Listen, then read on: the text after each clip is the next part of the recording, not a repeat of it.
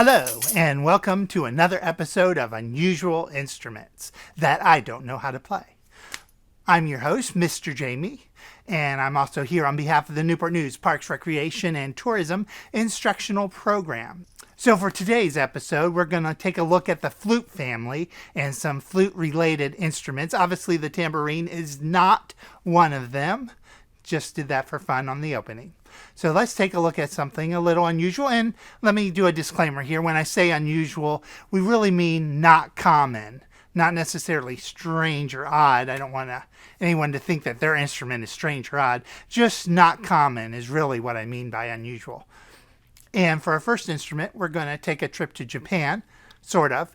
It actually originates from China, but then around the 7th century was brought to Japan. And this is, hold on a second. I actually have this written down because I can't remember it. And forgive my pronunciation. Shakuhachi.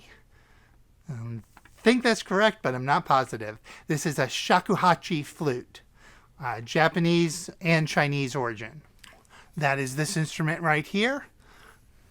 Get closer to the camera so you can see. It largely looks like a regular flute. But something, if you know about flutes, you might notice there's no hole here for blowing like this. And there's no fipple area. A fipple's kind of like a whistle area. Usually flutes that don't have the hole here have a fipple here where the mouthpiece curves up. And there's nothing like that. What there is there's a cut right here. And that cut is what's going to make the sound happen. Now, because the sound happens that way, it's actually kind of difficult to play. And it said these were used by Japanese and Chinese monks for concentration. And it is, as I said, it's not an easy instrument to play. And with that, let me also do my other disclaimer. When I say instruments I don't play, I mean that I do not know the proper notes, proper fingerings, and stuff to play the instrument. I am going to make sound on the instrument, and you might think music, but I don't actually know the logistics of playing the instrument. So that's what I mean when I say I don't play. Now back to our regular scheduled program. So you have to position it kind of on your chin, get your lip kind of part way near that, tight hole like on a regular flute, and blow across that little cut. As I said, it's hard to do. Almost got it, sorry.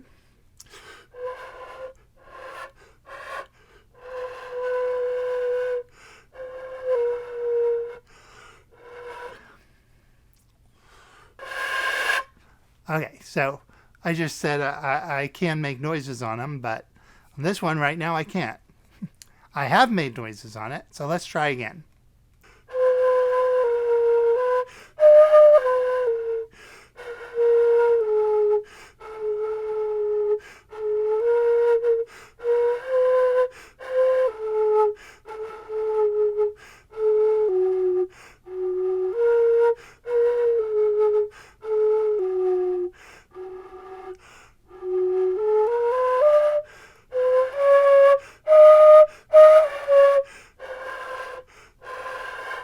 All right, I think that's about what I'm going to get out of that.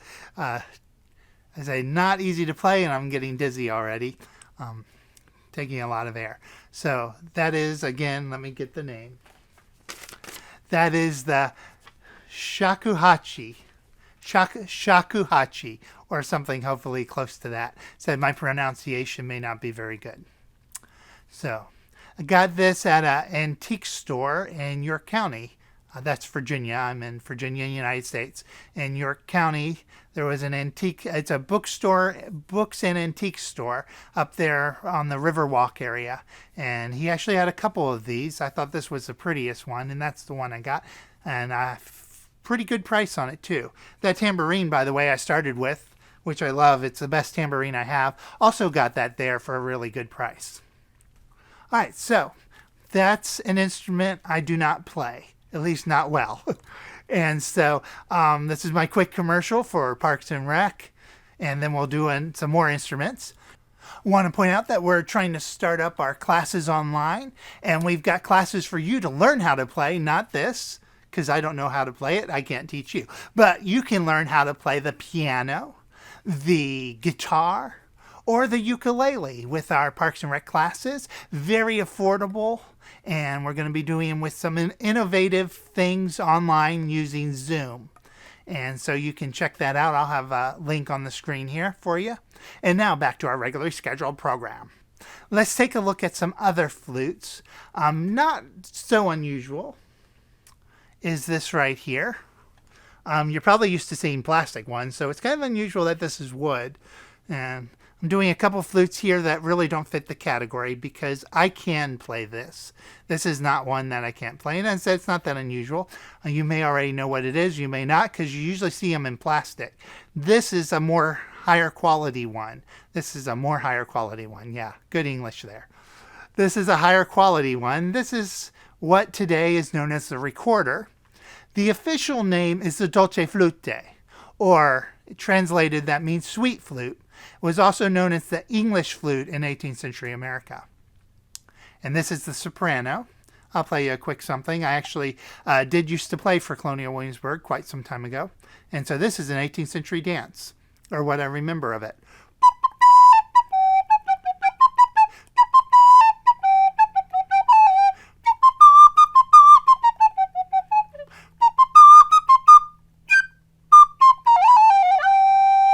Sorry, I didn't quite remember the ending there. Got a little stuck, but that's the idea. And I also don't remember what song that is.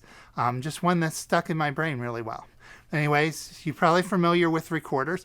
This is a wood recorder, a little better sound, hopefully. Hopefully you think it sounds better than the plastic recorders. Though this wood one is I believe, under $20, so it's not exactly that much higher quality, but wood does make a big difference in sound. Now this one is not wood. The bigger they get, the more expensive they get, of course. This one is plastic. This you may not be as familiar with. It is also a recorder, but it's a larger recorder. This is the alto recorder. Unfortunately, those are the only two sizes I've had. I did get the opportunity to play a tenor in college. I love the sound of that, but I don't have one. So let's make kind of, this is just more of an improv sailor type song.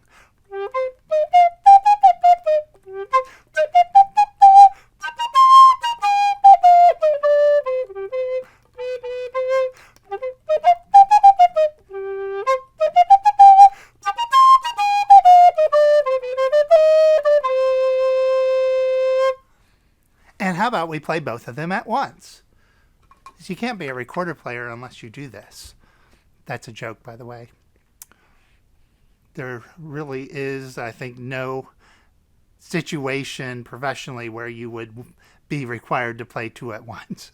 Plus, you can only finger 3 holes in the thumb hole.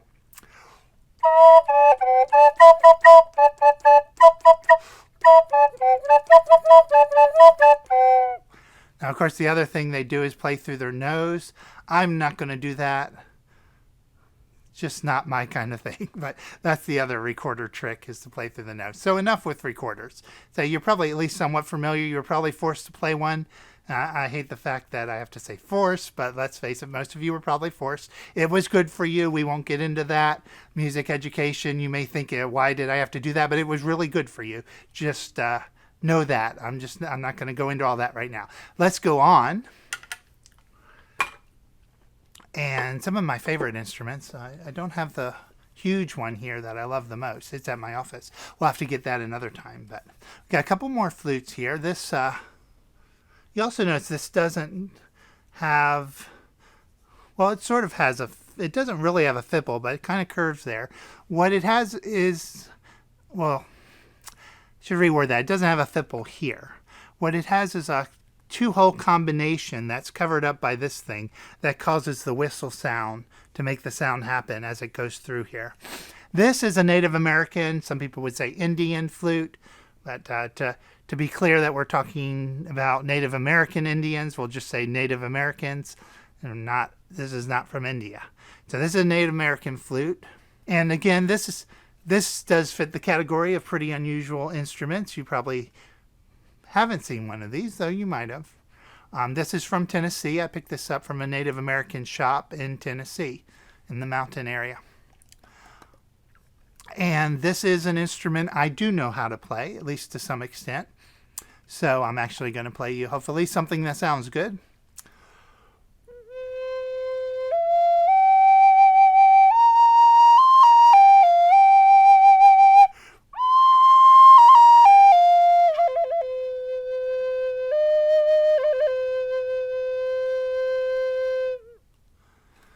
And that's actually, if you put a little reverb on that, in fact, I might do that. Maybe right here, just so you can hear the difference, I'll cut in a repeat of that and we'll put some reverb on it because it sounds really cool when you add reverb to these.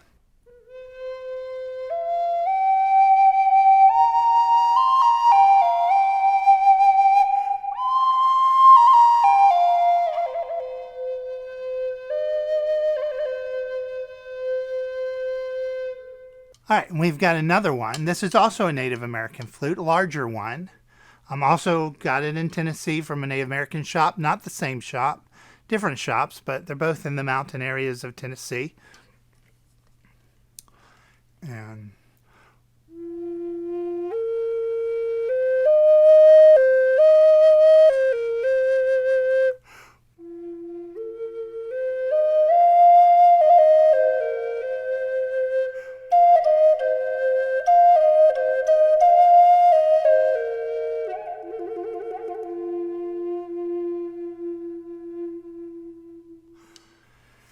And you'll hear with that the principle of a flute that is not principal, but principle, P-L-E. That is, the longer and larger it is, the lower the sound's going to be. So this one is lower and this one was higher, and you can see the size difference there, as was the case in the recorders. All right, so once again, real quick, I still have another instrument to show you, but before that, once again, I'm going to throw in a quick commercial for our Newport News Parks, Rec, and Tourism instructional programs. Once again, I teach piano, guitar, and ukulele, really affordable. We're doing it on Zoom, going to use some innovative things to teach that way. It won't just be you're looking at me and I'm looking at you and that's it. We'll be doing more than that to make it more innovative and more help you learn better. All right, now, so for the last instrument we're going to look at for today's program, we visit Monte Picchu in Peru. I've actually never visited Monte Picchu in Peru, but that would be an awesome place to go. However, an adult student of mine did visit Monte Picchu, and she brought me back a Monte Picchu pan flute. So, pan flute, not all that unusual, but there's a good chance you may not have really seen one.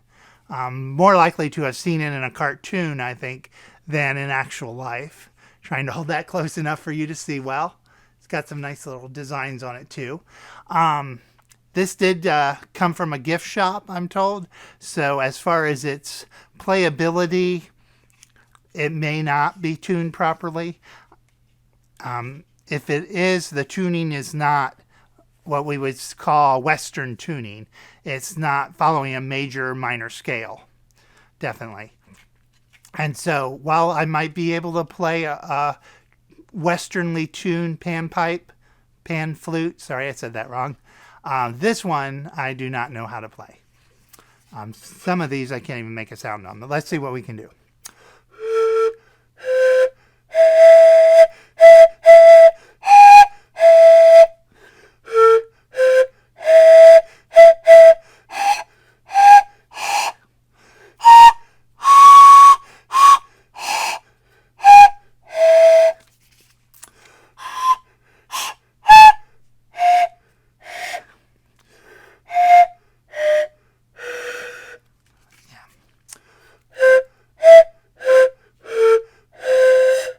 All right, so the higher row I do better with. The lower row, I guess you're supposed to hold it this way so you can get to both rows. Though flipping around for me is a lot easier to get to that. That gives you an idea, anyways, of a Peruvian pan flute. All right, so that's going to conclude today's episode of Unusual Instruments That I Don't Know How to Play, and a couple I do know how to play as well. All right, thank you for joining me on this episode of Unusual Instruments I Don't Know How to Play. And we'll end again with a quick commercial for my classes. Please. No, I'm kidding. Once again, although some of these were instruments I don't know how to play, you can learn how to play the piano, the guitar, or the ukulele with our Newport News Parks, Rec, and Tourism instructional programs. And as always, stay safe and stay healthy. Bye.